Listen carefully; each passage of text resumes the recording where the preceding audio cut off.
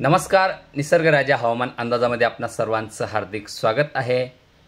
बघा, पुन्हा महाराष्ट्रात 27, 28, 29 या 3 दिवसात मुसळधार स्वरूपाचा पाऊस पुन्हा महाराष्ट्रात येणार आहे।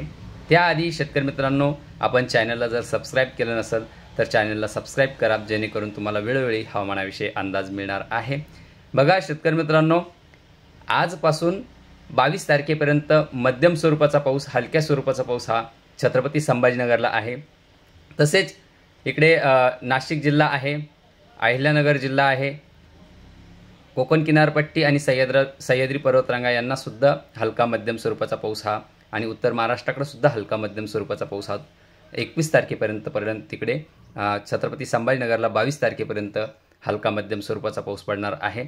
तसेच 22 तारखेपासून 26 तारखेपर्यंत आपल्या शेतीचे कामे करून घ्यायचे आहे, जेणेकरून आपल्या शेतीचं नुकसान होणार नाही याची शेतकऱ्यांनी नोंद घ्यायची आहे।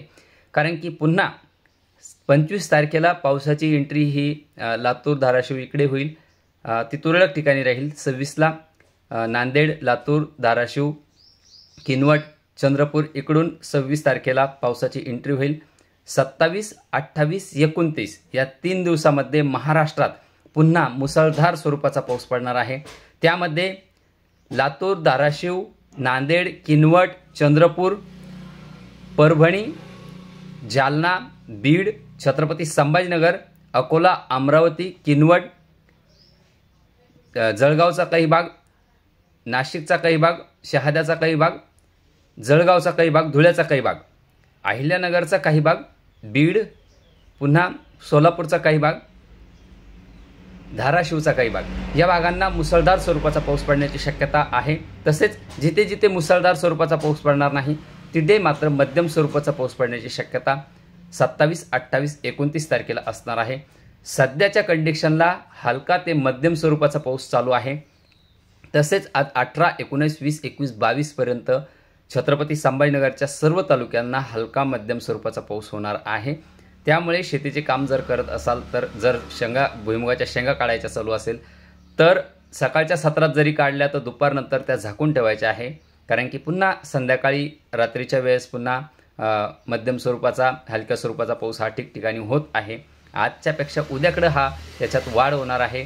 तसं पुन्हा 19, 20, 21, 22 असा काही ठिकाणी तर 23 तारखेपर्यंत हा पाऊस असणार आहे। पण 22च्या नंतर 22 ते 26 आपल्या शेतीचे कामे सर्व उरकून घ्यायचे आहे, कारण की पुन्हा मुसळधार स्वरूपाचा पाऊस हा येणार आहे।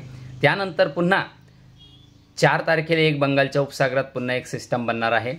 तसे 3 तारखेलाच ती बनणार आहे, पण 4 तारखेला परफेक्ट बनन। 4 नंतर पुन्हा महाराष्ट्रात पुन्हा मध्यम जोरदार वाहुनी स्वरूपाचा पाऊस होणार आहे। तसेच त्यानंतर पुन्हा एक सिस्टम 8 तारखेला बनेल, 9 तारखेला डेव्हलप होईल, पण तिचा ट्रॅक हे अजून आपल्या वाऱ्याच्या वेगामुळे आणि हे 2-3 सिस्टम एकापाठोपाठ एक असल्यामुळे त्या सिस्टमचा अंदाज अजून लागत नाही का ती कोणत्या कोणत्या तालुक्यांना, कोणत्या कोणत्या जिल्ह्यांना कव्हर करेल। त्याचा सविस्तर अभ्यास आपण करूया। तोपर्यंत तुम्हाला शेतीचे कामे करण्यासाठी हा परफेक्ट हवामान अंदाज दिलेला आहे। माझ्या मागील व्हिडिओमध्ये सुद्धा जा, आपल्या तारखा कधीच बदलत नाही। जी तारीख ज्या जिल्ह्याला दिलेली आहे त्या जिल्ह्यांना पाऊस होणार म्हणजे होणार त्या तारखेलाच।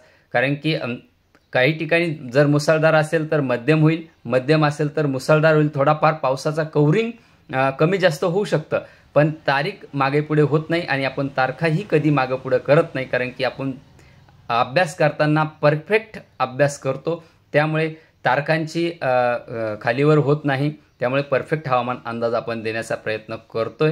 त्यामुळे शेतकरी मित्रांनो, आपल्या चॅनललाही आपण सबस्क्राइब करायचं आहे, जेणेकरून तुम्हाला वेळोवेळी हवामानाचे अंदाज मिळणार आहे। आणि हा व्हिडिओही आपण आपल्या शेतकऱ्यांपर्यंत पोहोचवायचा आहे, शेतकऱ्यांपर्यंत सेंड करायचा आहे, जेणेकरून त्यांच्यासुद्धा पिकांचं नुकसान होणार नाही याचीही आपल्या जवळच्या शेतकऱ्यांचीही आपण काळजी घ्यायची गरज आहे।